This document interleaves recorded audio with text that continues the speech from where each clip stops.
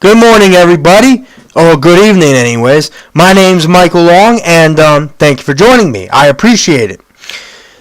Okay, let me explain some of the reasons. One of the reasons why I support Ron Paul.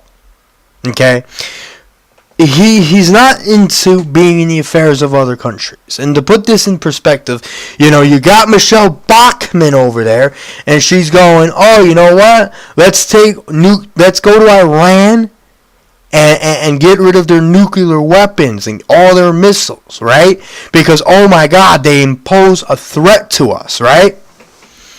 Well, just look at China, okay? China is allowed to have nuclear arms. Venezuela is allowed to have nuclear arms. The United States is allowed to have nuclear arms. Russia is allowed to have nuclear arms. And this whole idea that we're going to go to Iran and take away their nuclear arms is ridiculous. And you get all these Marine recruiters that sit there that like to go to the high schools and the middle schools and the elementary schools and say, oh, look at us. We're awesome. We're under the control of the president. Well, no, sir, man. You're not supposed to be under the control of your commander-in-chief. You're supposed to be under the control of Congress. But they have accepted this notion that, you know what, because of some particular executive order that established this without congressional authority, it was that the president would have control over the Marine Corps and that Congress would have control over everybody else in the military, and that is totally irrelevant to what the Constitution says.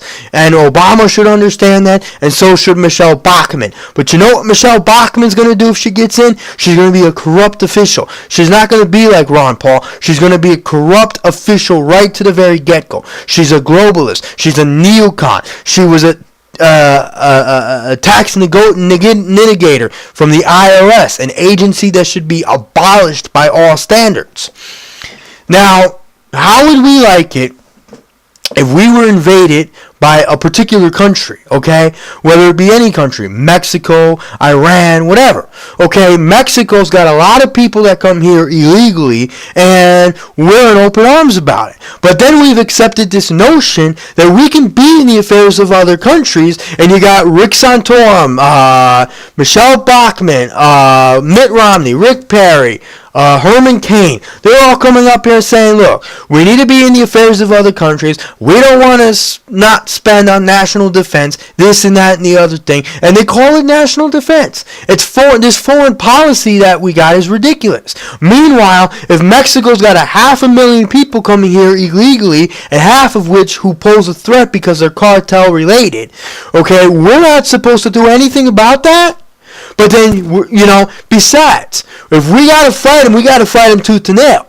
And we cannot make the same mistake Germany made. It's either we are going to secure our borders or we're going to be in the affairs of other countries. We cannot do both at the same time. Germany made this mistake when they were fighting the Mexicans, the Americans, the British, the Canadians, the Free French, the Free Polish on the Western Front, while turning around as part of Operation Barbarossa and invading Russia on December of 1941. Wow, that was real slick, wasn't it?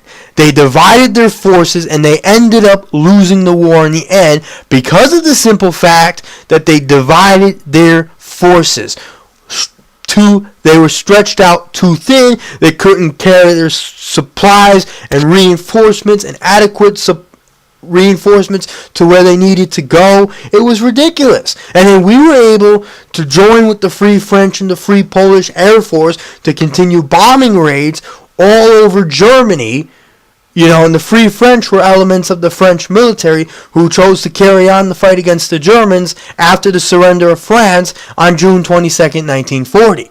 So we had their Air Force and the Polish Air Force, remains of the Polish Air Force after the 1939 period, which first fought with the French Air Force against the Germans and then with the British against the Germans in bombing raids over Berlin and various other cities, and then in all over Eastern Europe and stuff. So they were able. The Germans got defeated.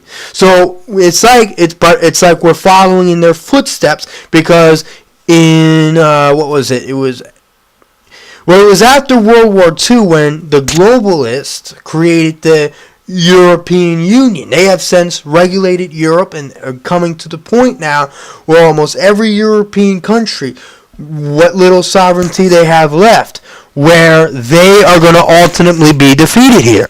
And I think that, when you get to a point where, if you look at Europe, where where they got countries intervening in all these different circumstances, just look at what will happen if this NAFTA is allowed to continue, and wherever allowed to continue with creating the North American Union. It's part of NAFTA, but hasn't been really swung into action here.